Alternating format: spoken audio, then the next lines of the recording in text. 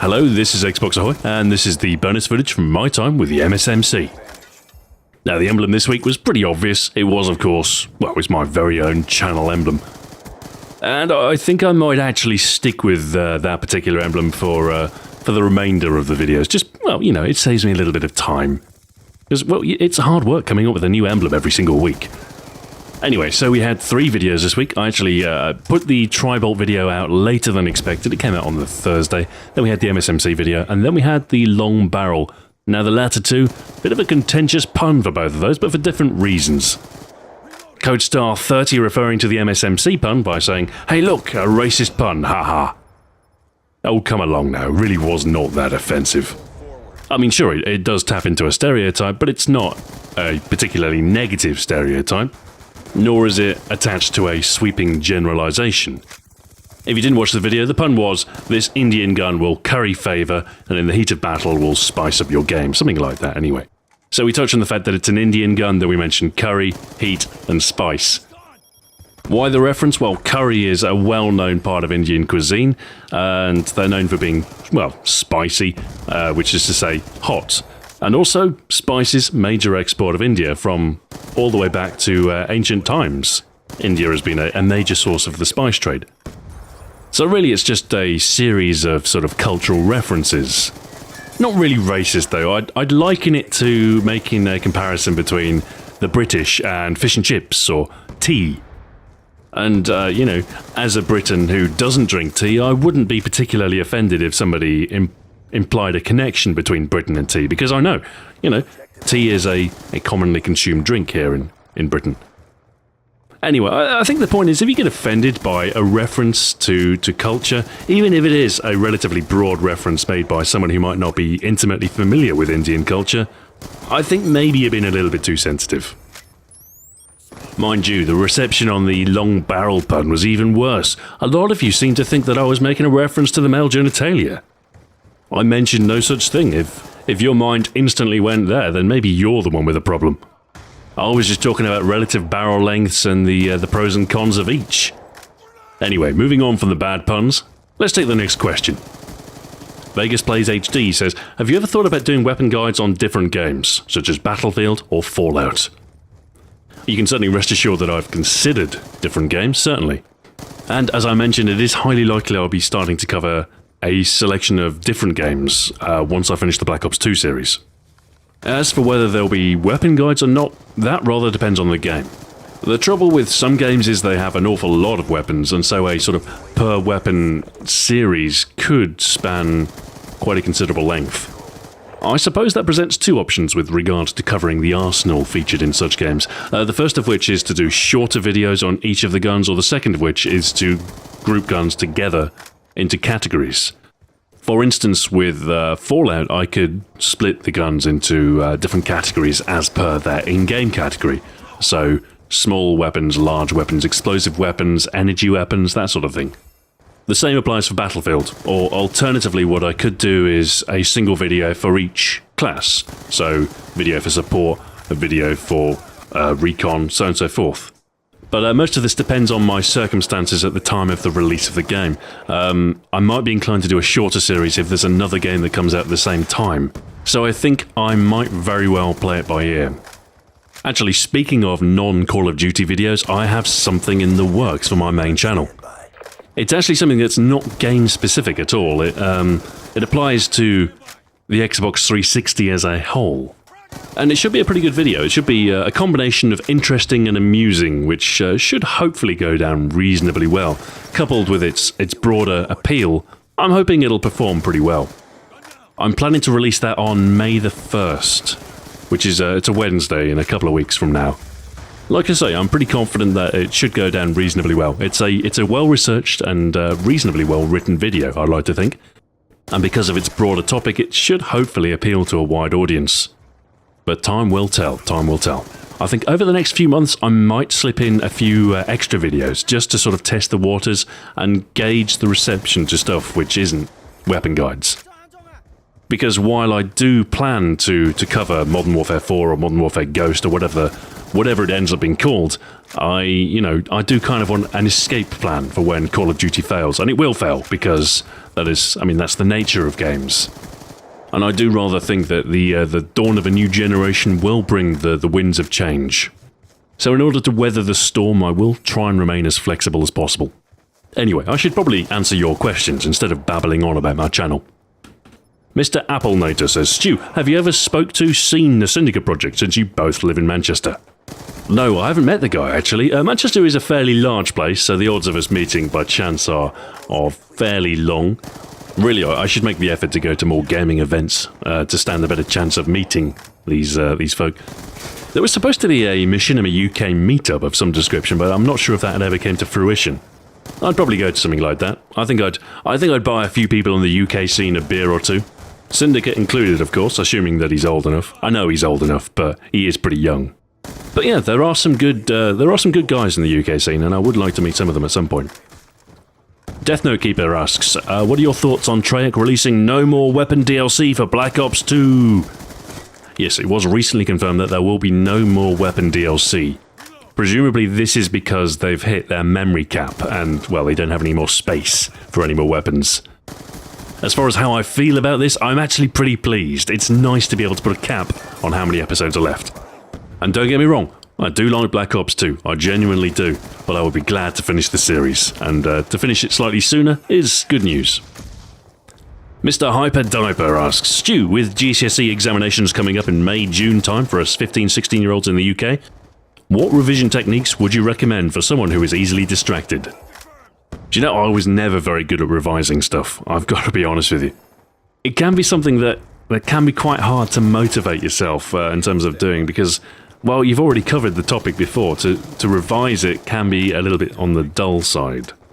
Now, back when I was doing my GCSEs, the BBC, I think, had a series of programs called Bite Size, which were kind of split into chunks. Kind of a revision guide express, and they were pretty good, actually. From the looks of things, they're still actually doing the bite-sized programs, so they're probably worth a watch. Other than that, the best way I find to learn things and to actually retain them is to try to go beyond simply reading something and basically assign yourself some work related to the topic, if that makes any sense. Anyway, I suppose the most important thing to do is to actually do the revision. So I think for most people the challenge is really just trying to find something that you actually enjoy. And try to minimize the time you spend on the Xbox. I mean, the thing about work is you can't spend every single waking moment working. You do have to set limits based on, practicality. But if you can find a workable goal, so say you set a target of 30 minutes revision every night, and if you can stick to that, then brilliant. Sunnymo3 says, Stu, do you see yourself recommending rapid fire, foregrip, or any of the other less useful attachments in the future? Gotta say, not really a huge fan of rapid fire on any of the SMGs. And while it isn't too bad on the LMGs, in fact it's pretty useful on stuff like the Mark 48, I've only got one of those left, and that's the hammer. And I don't think rapid fire is very good on the hammer, so I don't think I'll ever be recommending rapid fire at all. Now, as for the foregrip, it is a useful attachment. I mean, people think it's completely useless, that it doesn't make any difference, but a 2% difference to center speed is still a 2% difference to center speed. It makes the weapon easier to handle. It's just that the attachment has been hit with a Nerf stick, and now it's a really slight difference. Truth be told, the grip has always been hugely overpowered as an attachment. So I guess the scaling back of its effect is an attempt to sort of bring all of the attachments in line. I think the trouble is, Treyarch have tried to balance those attachments with an explicitly useful effect for your gun, with the ones that are, shall we say, a little bit more superficial. So they've tried to balance a red dot sight with FMJ, with the grip, when something like the red dot sight has been a luxury more than a useful attachment. It's something you put on your gun when you don't want to use the iron sights. You know that there's not really any benefit, and if you can aim with the iron sights, then you'd be far better off using that. But, sometimes you just want a clearer view on target, which can make a bit of a difference. So I don't know, I think it's a bit of a shame. I kind of liked it when the things you chose to put on your gun actually had a significant effect on it. With all these neutered attachments, it almost seems like it doesn't matter what you choose. Alexandros Zanamarovskis asks, why you no-use scavenger? The class concept with the MSMC was all about winning gunfights at any cost. So, maximum damage, maximum effect on target, that sort of thing. It's a class designed for when you want to go super sweaty and, if you're facing off against a worthy opponent. And I guess in such cases you probably aren't going to go on too many long streaks, so scavenger is less important. If you do go on a bit of a tear, then you can always pick up an enemy weapon. There are plenty of guns floating around, and most of them are okay. I mean, there's nothing stopping you from changing the class if you want to go for a more sustained approach. But you would have to make a sacrifice somewhere. Either you'd have to swap out toughness, which I probably wouldn't recommend with the MSMC, or maybe you could drop an attachment and instead go with perk 2 greed. Jeffrey Gertz asks, hey Stu, what SMG do you prefer? I actually think the MSMC might be my favourite. I like the high damage and it is reasonably easy to handle. The PDW is not too far behind, given that it is a very similar gun, and I think I quite like the Peacekeeper as well, although its low damage at a close range does let it down a bit. The others feel a bit weak. I'm not really a huge fan of the low bullet damage in Black Ops 2. I like the fact that SMGs become a 6-hit kill outside of their effective range, but I don't know, I think within effective ranges I'd like to see guns kill within 2 or 3 bullets. Freya Sharman asks, do you like curry, Stu? I am quite the fan, yes, I must confess. Of course, curry is a very broad term. English curry and Indian curry are two very separate things, and even India, I'm sure, has huge diversity in the cuisine within the country. As far as my favourite types of curry, now, I'm not averse to heat. I do like the occasional spicy curry. I have been known to order the occasional vindaloo. However, I would say the types of curry I enjoy the most are generally the more flavoursome. I'm a big fan of the nut-based sauces, like the kormas, especially a pistachio korma. Absolutely adore those. Also, I like a butter chicken as well, a makhani.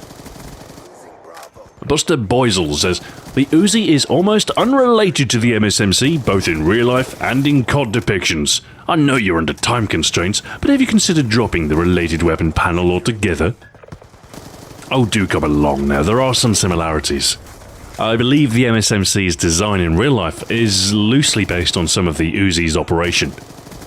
The form factor is very similar, the external appearance is quite similar as a result, and while they are different calibers, they're not, they are the same class of weapon. As far as in-game performance is concerned, they are both SMGs, but yeah, admittedly, the similarities between the in-game depictions are limited. I suppose the closest match, statistic-wise, would probably be the AK-74U. Although, if I'd have picked that, people would have just complained about the differences. I can't win. But no, the related weapon will remain. Godzilla 1463 says, ahoy! Will you ever have your girlfriend help you with a review one of these days?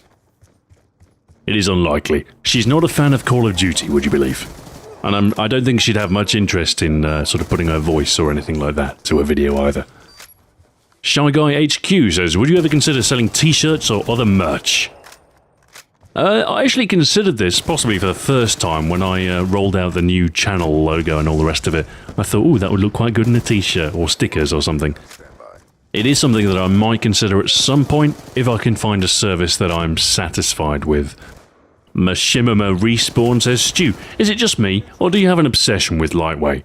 It feels like you have chosen it for at least 70% of the classes this game, and I'm just interested. Why do you choose it so often? To me, it is one of the least useful perks in the strongest tier. Now, it is true, I do rather like the lightweight perk. As for why I recommend it so often, the fact of the matter is, if you're going for a gun-centric build and you want to improve the effectiveness of a weapon, quite often the only perk that really has any effect is lightweight. I mean, for instance, with a close-range weapon where range is critical, that 7% movement speed can mean you'll be 7% closer to your opponent. With a shotgun, it's essential. With an SMG, it's a nice to have. Same goes to the pistols as well. The pistols all generally benefit from better mobility. I mean, don't get me wrong, I can see the value in the other blue perks. I mean, Flak Jacket is brilliant for objective game modes, but it doesn't really help you win gunfights. Hardline, brilliant for getting score streaks, but again, doesn't really do much for the gun. Blind Eye, I'd have it on an anti-air class, but I probably wouldn't run it all the time. Ghost. Now this one can be useful, but you do need it on a class that's using both the suppressor and is relatively mobile. I think I am due a stealth build at some point soon, actually. Mind you, people complained when I did the Vector as a stealth build and I did the LSAT as a stealth build, or a kind of a pseudo stealth build. People complained when I did that. They were all like, really, Stu? Really, Stu? 2 stealth builds in a row? Really, Stu? Oh. Anyway, I'm recommending lightweight for the Executioner. Deal with it. Anyway, that's pretty much all the footage I've got, so I'll wrap it up here. This week we'll have the Executioner video on Friday, and we'll have Fastmags on Sunday. As I mentioned, I've also got something special cooking which will be released on May the 1st, but I want that to be a surprise, so I won't give too much away. Anyway, I have yet to write the Executioner script, so I really do need to turn that around relatively quickly, but it's well past my bedtime, so I'm going to get some sleep. So, thank you very much for watching, and I shall see you on Friday. And until then, farewell.